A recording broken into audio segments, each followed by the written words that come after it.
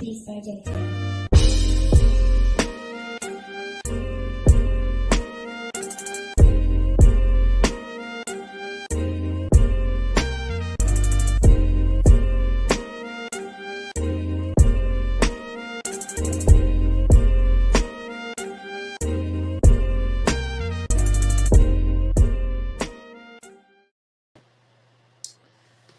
Good evening. Good evening. Good evening. Good evening.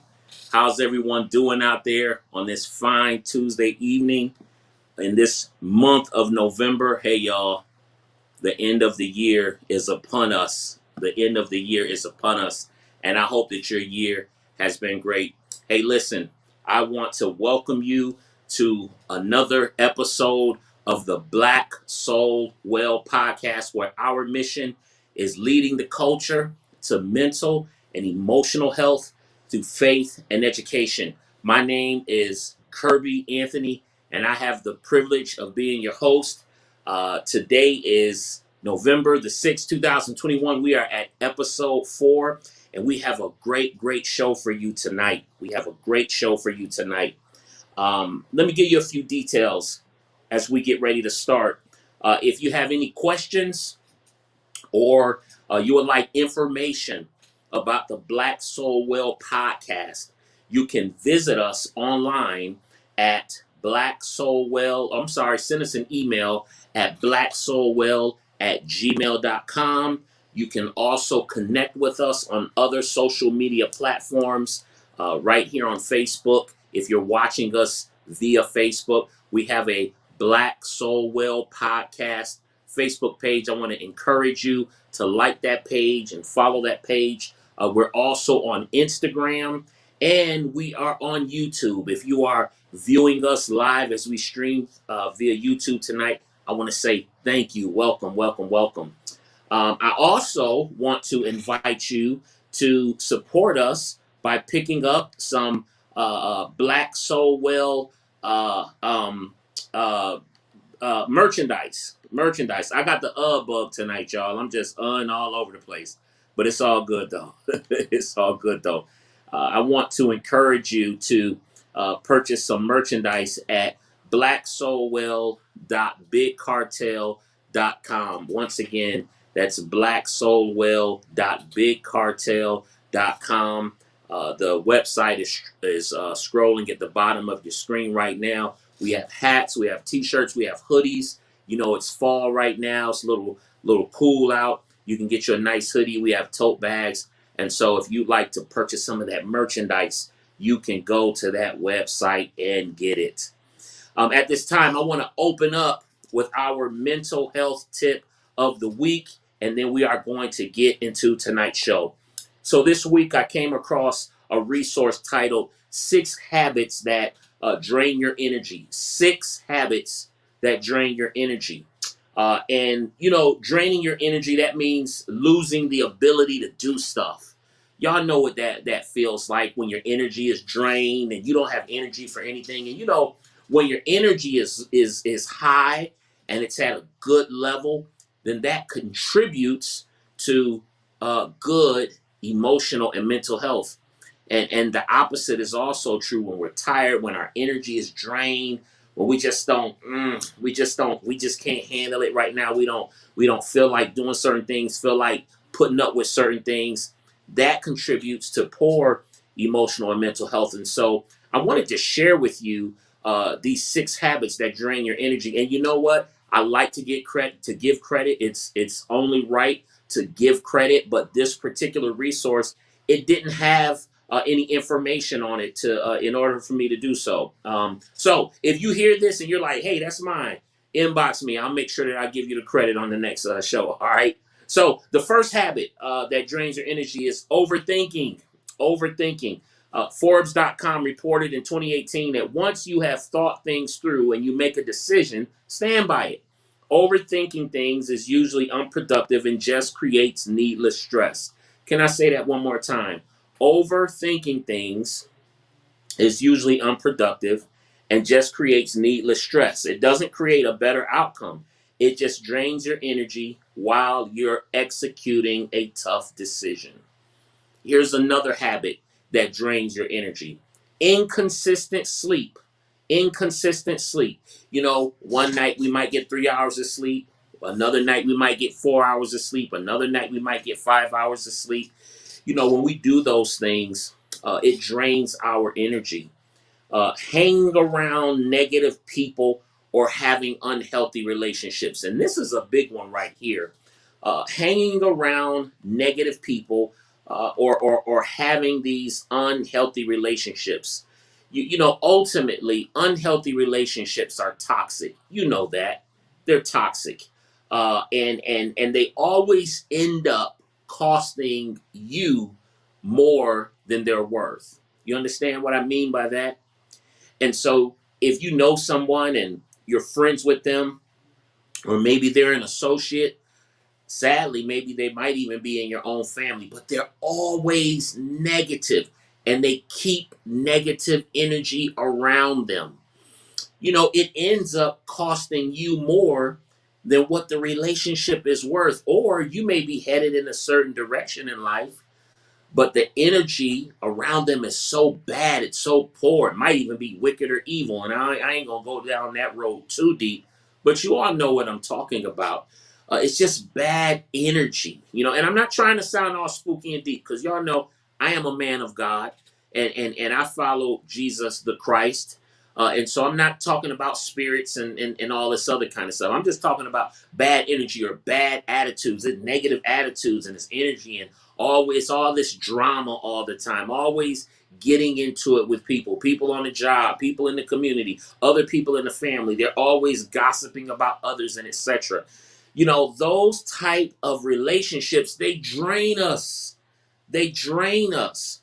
I can remember years ago, this leadership guru said that, people are like elevators. People are like elevators. They either take us up or they take us down. And a lot of us, we know people like that. The people in your life that when you're around them, you feel good, you feel strong, you feel hopeful, you feel like you can receive help and etc. And then those people that you're around, that you get around them and it's like, oh, what are they going to talk about now? Who do they have a problem with now? What happened now? Listen, those things will drain your energy and it will affect your mental and emotional well-being. Here's another one. Here's number 4, not being physically active. Do you might think to yourself, well, you know, uh, if I'm not physically active, that means that I'm actually saving energy, right? That's what you might think. But the truth is that when we're not physically active and we just lay around, on the practical side of it or the physical side of it, we gain weight. Our bodies begin to suffer. We develop certain types of diseases, whether that's achy joints, whether it's high blood pressure, and etc. Whatever the case is, because we're not eating right and we're just kind of sitting around. So I want to encourage you to get active, to move around. It can be something as simple as 5 minutes, a 5 minute walk up and down your street, and just getting outside of the house. You might go to Walmart or a mall and just kind of walk around the inside of the mall and do something like that. Here's number 5 right here. Number 5, the 5th thing that drains your energy: holding on to anger and resentment. Holding on to anger and resentment. We live in a time where people are so angry, and it's almost like it's cool to be angry. I personally think that part of that came from and comes from some of the leadership that we see, the governmental leadership that we see in our country, the examples that are set before us. And so people think it's cool to be angry and just, always have something to say and etc. But I want to encourage you: don't be angry, or don't hold on to anger. Don't hang on to resentment. Learn to let things go. You understand what I'm saying? Learn to let things go. Learn to say, nope, I'm not going to hold on to it. And what I found is that when we forgive and when we let things go, often what happens is we're tempted to pick it back up. I know that when someone makes me angry, and listen, I want to say this too. There's nothing wrong with being angry. Scriptures, our holy book, the Holy Bible for Christians, that is, it teaches us to be angry and sin not. That's what the New Testament writer wrote. Be angry and sin not.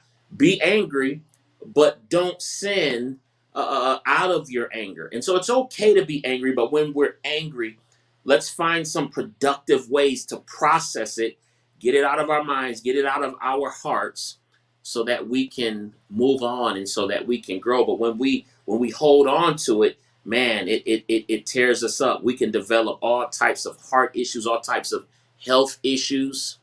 And like I was saying a moment ago, you can forgive. You can say, I'm letting go of this anger. I'm letting go of this resentment.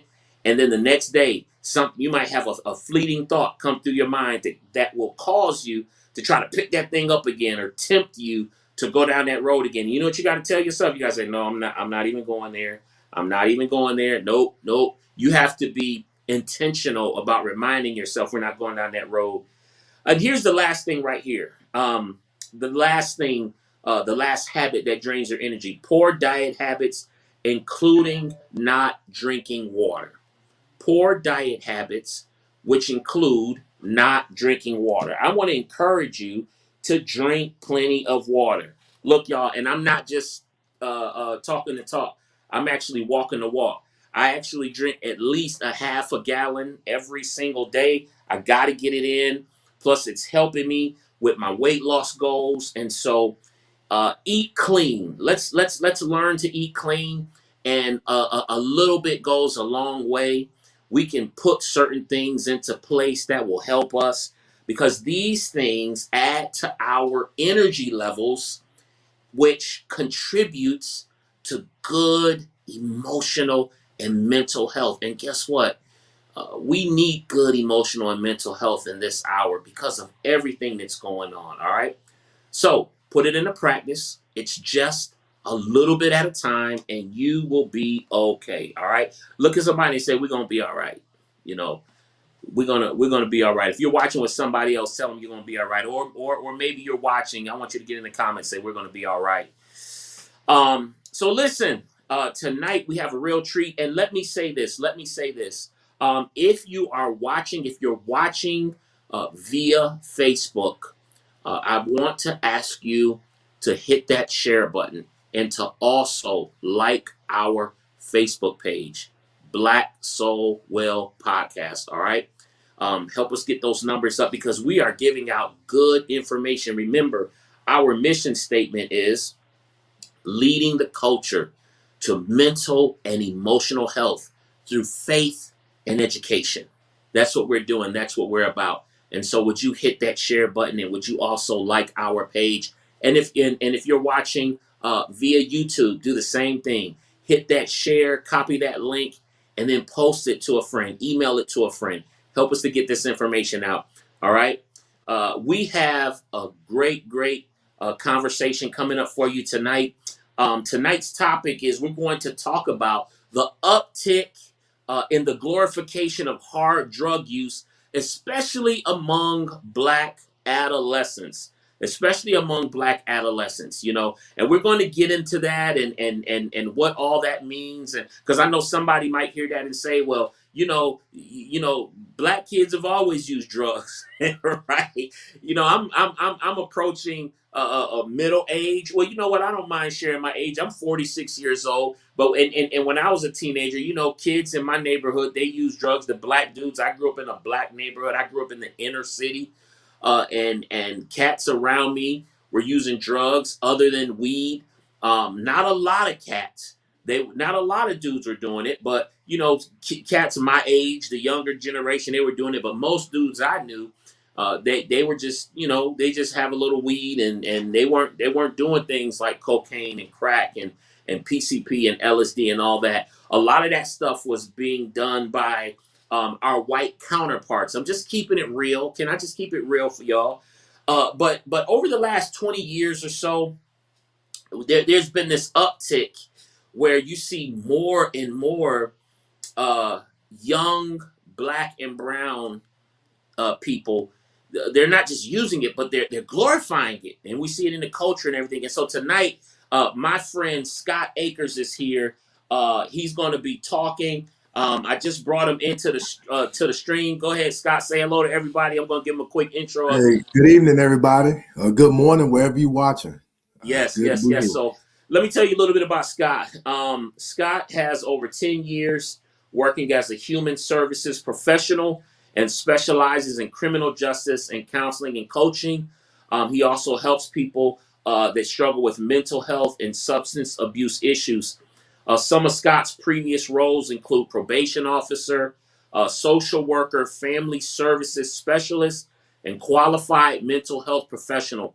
He has an extensive educational background, including a Bachelor of Science in Criminal Justice and Sociology, and he holds master's degrees, two master's degrees, one in educational leadership and one in human service counseling. Y'all give it up for my brother Scott Akers. You know, I first Scott and I are Facebook friends, and we actually connected maybe about 2 to 3 years ago, just through other mutual friends on Facebook, and where our friendship kind of went. I don't want to say it's like real deep, like we hang out or talk every week, but I remember I was sharing on Facebook how I was experiencing some victory or some success in weight loss, but I was trying to turn it up a notch. And I remember this brother posted a picture on Facebook where he had lost an incredible amount of weight. And I was like, oh my goodness, like this dude is doing it. I need to reach out to the homie and say, bro, what are you doing? And I think I reached out to you, man, and said, hey man, what are you doing? How you doing this? And you shared with me some of the things you were doing. And ever since then, we just, try to encourage each other. He'll like some of my posts. I'll like some of his posts. We're both married. We both have families. We're both men of God serving our communities. And so, Scott, man, thank you for coming on the show, brother. Thank you for inviting me. I'm glad to be here this evening. Awesome. Awesome, man. Well, listen, man, as we go ahead and jump right into it, why don't you talk a little bit about what you do and your current and previous roles in the human services field? Will you talk about that a little bit? Oh, wow. So much to say. I can say that I started off in juvenile detention. So I started off working with youth who had criminal charges. I worked with youth who had truancy issues all the way up to murder charges. I Mm, did that for several years. And then I transitioned over to juvenile probation and parole. I did that for several years. Enjoyed all those roles. Also worked as a social worker as well within my community. I also did intensive in-home counseling with youth. mm, And then I kind of started to dabble a little bit with the adults with mental health skill building and mm, substance abuse. And I taught school as well. I taught middle school for a little while. So, what I found is that all the things that I've done, there has always been an element of substance use. mm, Whether it was probation, whether it was in education, whether it was in social services, you can find a trace of substance use within those fields, with those areas of study under human services. So that kind of sparked my interest. I'm like, wow, what is it about substance use that draws people in, why are so many people in the criminal justice system, involved with drugs? Why are so many people in the schools using drugs? Why are so many people in the communities and social services? Why are so many people? And so, I decided to go the route of substance abuse counseling, and I've really got a close picture of what's going on in people's lives when it comes to substance use. wow. So that's kind of, and I did a lot of other things in the community, but substance use has really been something that I enjoyed most recently. Just Mhm. getting involved, helping people with this epidemic. Yeah, man. Awesome, man. Wow. I bet working with that, you probably like you enjoy it, but I imagine that it could be draining too, because of the things that you see, Yeah. and just the tough things that you see on a daily basis. Um, and so, look, man, so I said tonight we were going to be talking about this uptick in the glorification of hard drug use among black and brown adolescents. And so, you know, I talked a moment ago about how when I was a teenager, um, you know, most of the drugs that black dudes, at least in my community where I grew up in Rochester, New York, dudes were smoking weed. Like the young Right. guys are smoking weed, Right. and the hardcore drugs like the crack and the cocaine, which were pretty much the only hardcore drugs in our community. And I know cats were still doing angel dust and stuff, but Right. mostly there were, you know, and I know this might be a derogatory term. I don't want to offend anybody, but they used to say crackheads and, you know, Yeah. different things like that back in the late 80s, early 90s. But mostly people smoke weed and they glorified it. And if somebody was on drugs, it wasn't necessarily glorified. However, over the years, at least I've noticed, and I've had conversations with other people, there's been this uptick in the glorification of hard drug use among black and brown teens and young adults. Right. There's songs where Molly and Percocet are promoted. I know that a couple years ago, there was a song by the artist Future where at the beginning it was like Percocet, Molly Percocet. Yeah. And everybody was talking about it. You know, there was a lot of conversation surrounding that. Um, and I remember this was more than 10 years ago, but there was a huge song called "Sipping on Some Scissor," you know, where the guys talked about, you know, syrup, which was the codeine cough syrup, and mixed with Yeah. Sprite or ginger ale or different flavors. Um, Not too long ago, I saw an interview where a rapper was talking about how he loves to sprinkle cocaine in his weed, and when he's rolling it in a blunt. And you know, he was just talking in the interview. He was giving an interview like, yes, this is what I do. He said, this is what I do. I don't care what anybody thinks. You know, when I don't feel good, when I have aches in my bodies, this is what I do. Right. You know, this used to not be the norm, at least from my perspective. And look, if you watch this and you say, no, I disagree, please get in the comments. Let's connect. Let's have a show about that because I want to learn and grow as well. But from my perspective, this wasn't the norm. I can remember when rappers would make songs against using drugs. You know what I'm saying? And this just was not the norm. I'm not saying that we didn't do it, but it wasn't glorified. Um, However, we now see a glorification of it in the music and in black culture. Now, I don't want any of my white friends to get mad, but you know, it just seems like, you know, the white kids always glorified it. You know, at least in that culture. And just Yeah. from my perspective, once again. But I know for black kids, it was always about weed. It was about weed. Let's get high. Let's smoke and everything. Now it's all kinds of stuff where and they're happily, you know, promoting it and etc.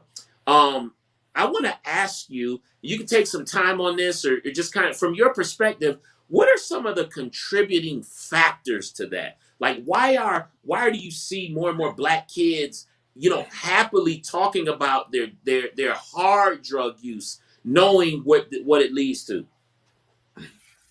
Pastor Kirby, I think there's several things going on that you have to think about.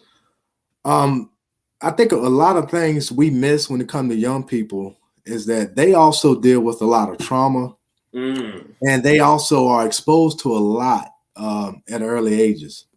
yeah. So a lot of those drugs that weren't glorified back then, it became glorified mostly because of exposure. You know, Mm, a lot of patterns that I observed over the years, a lot of kids use drugs because their parents use drugs. And mm, so when it's in your home, when it's in the schools, when it's in your community, it's always in your face. And mm, then added to the fact that it's now in the media, social media, we just live in a culture now where everything is okay. And so, you know, now it's wrong to say anything is wrong. So, you know, if you try to condemn drugs or any type of sin or anything, you may be condemned for condemning that which is wrong.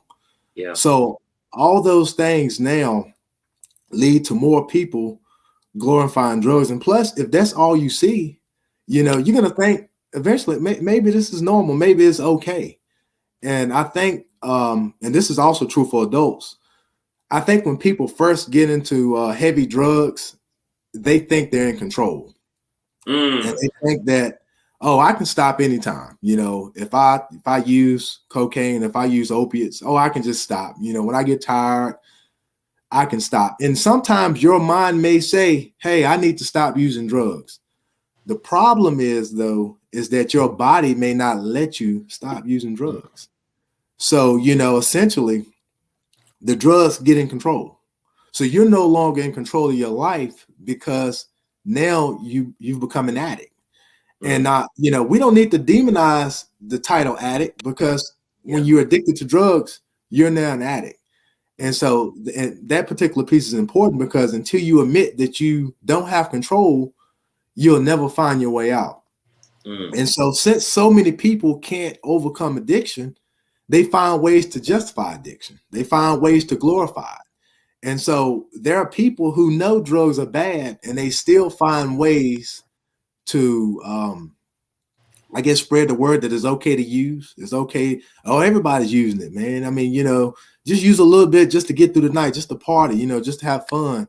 All those different elements are going on.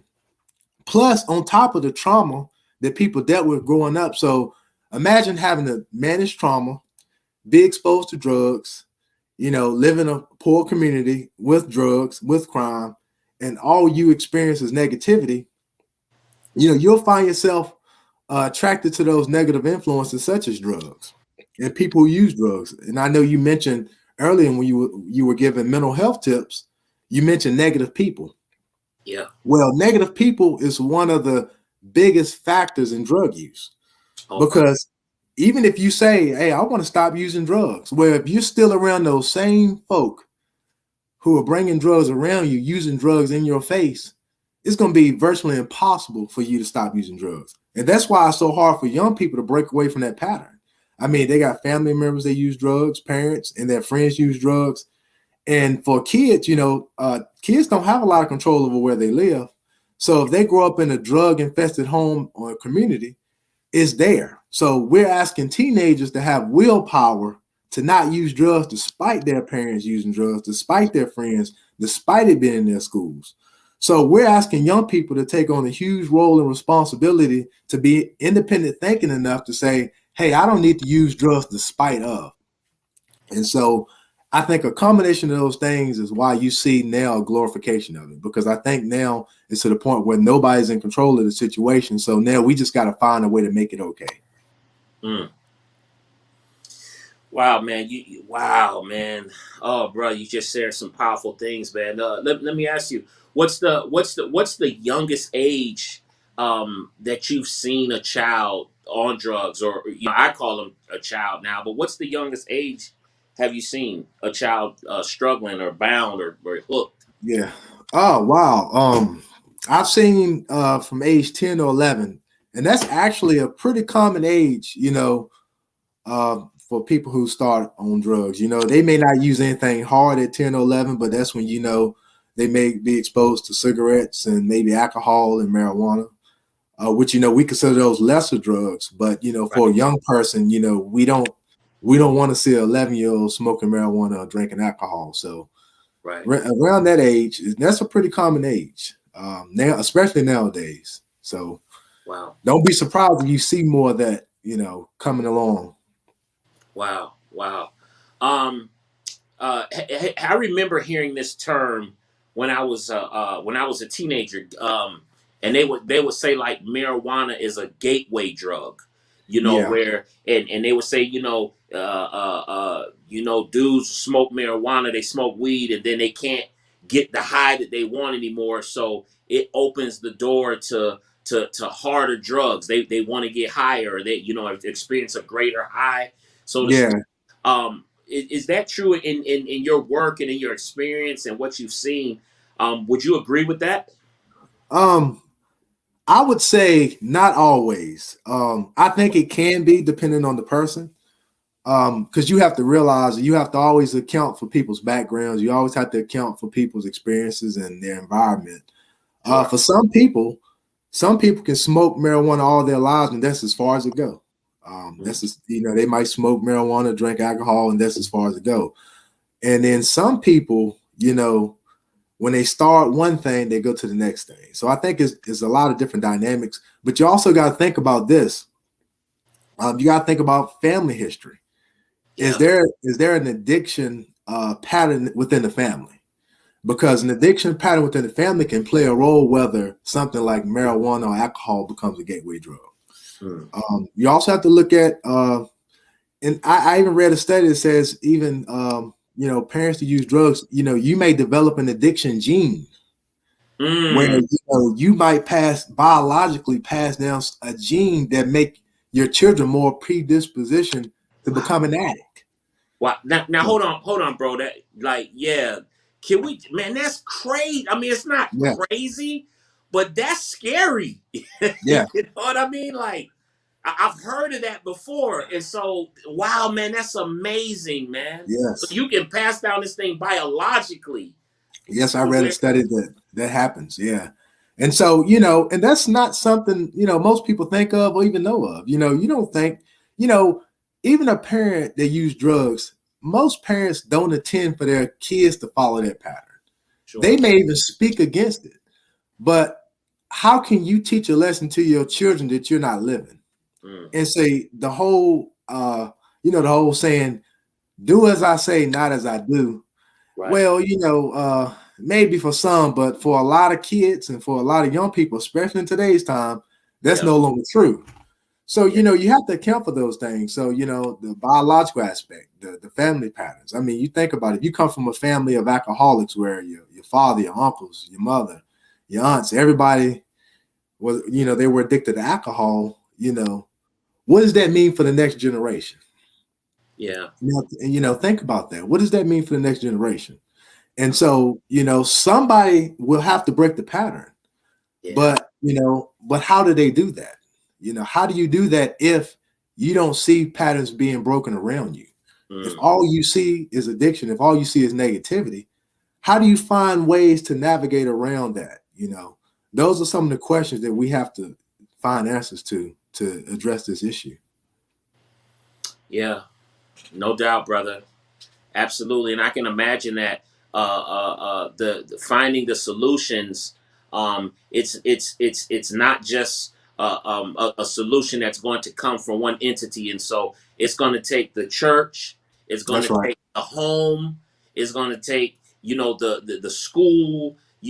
Having certain resources in the community. I mean, I can imagine that it's such a big problem, man. And just hearing you talk about as young as 10 Mhm. and 11 and what you shared about it makes perfect sense what you shared about how more and more kids are doing it because they're so surrounded by it, and it's becoming the norm, and it's so Right. man, just even hearing you say that, bro, like you know, I was raised in the 80s and the 90s, and at that time it wasn't okay. You know what I mean? Mm. Like, and it just it's I guess sometimes it's easy for somebody like me to look, and I never look down on people because I've had struggles and issues with other things, but That's I've right. never looked down on people. But I guess sometimes it is that feeling like, yo, like how can they be hooked and how can you get into that and do it? But if you grow up so surrounded and there's so many factors where it's okay, like Right. you said, you get confused. Tell me this, Scott. Can you talk about any personal experiences where you've witnessed an individual's drug use personally, and the effect on their family or their home life? And so, have you ever worked with a young adult? Have you ever worked with a mom or dad or someone across the different roles that you've had who was on drugs, and you saw it firsthand how it affected their family? Can you talk about any experiences? Oh, absolutely. I was talking with a gentleman a few months ago, and he was a patient. He was a heroin addict, and one of the things that he talked to me about was he told me that um, he got a settlement from a family member. I think it was $3.5 million. Mm, He said his addiction was so bad that he blew through $3.5 million within a year. Ooh. Yes, $3.5 million within a year. And what he said was it wasn't just his usage. Hold on, bro. Hold up. Yeah, 3.5 million. 3.5 million in a year from a family. He got an inheritance from a family member, and 3.5 million gone. He said because of drug use. He said the only thing he did well was he did buy himself a home, so he did do that, but the rest was gone. And he said, the reality is that when you're in that lifestyle, it's not just your drug use. You're also taking on people around you, and you also feeding their addictions, because essentially he said he was having drug parties. He was just buying people's stuff, just giving it away. But he said because you're not fully functional when you become addicted to opiates. And he said that cost him everything. He lost relationships. He lost his wife. He lost his children, not by death, but they left. He pushed everybody away. He said the cost of addiction cost him everything, money, family, everything. He said, he was talking to me and he joked. He said, "Don't ever get addicted." I said, I think I'm gonna be all right. But he said, "I'm serious." He said, "I'm telling you that because you never know what situation you may find yourself in to where you're faced with an addiction." He said you could be in a car wreck and get a prescription from a doctor and become addicted to opiates. And then once the doctor cuts you off, you'll find yourself looking for heroin dealers on the street because you can't get another prescription for opiates because you were in a car wreck treating an illness or an accident or an injury. And so those are some of the things that people don't think about. So it's not always people going out here on the street looking for drugs. Sometimes, you may be in an accident, you may be sick or have a major surgery, and you may be prescribed a medication that may make you an addict. And because the doctor won't continue to write that prescription, heroin is cheap on the street and now it's very easily accessible. So those factors are things you have to look at. And then there was another instance. When I was a probation officer, I watched a guy. He was on probation for I think 8 years, and every time he violated probation, it was for failed drug screens. Well, that last violation, the judge gave him 5 years for failing for cocaine. 5 years in prison for cocaine use. No violent criminal record. Never hurt anybody. Had a skill. He was a very skilled mechanic. He had to do 5 years in prison for drug use. So imagine 5 years of your life being taken away because of addiction. And those are just two scenarios.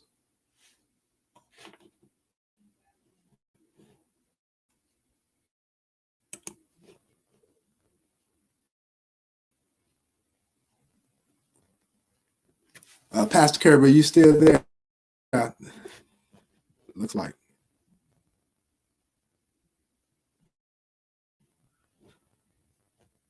Looks like it may have froze.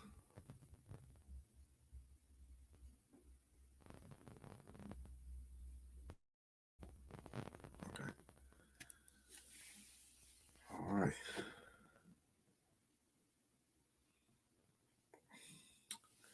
I think I'm still live. I think Pastor Kirby, he got cut off somewhere. But just to finish my thought, if you guys are still there, the cost of addiction can cost you everything. You never plan for it because you feel like the whole time you're in control. You feel like you can stop at any time. You feel like I can just stop. But the reality is that once your body and your mind becomes addicted to substances, you're no longer in control. And once you're no longer in control, that's when you start to take losses.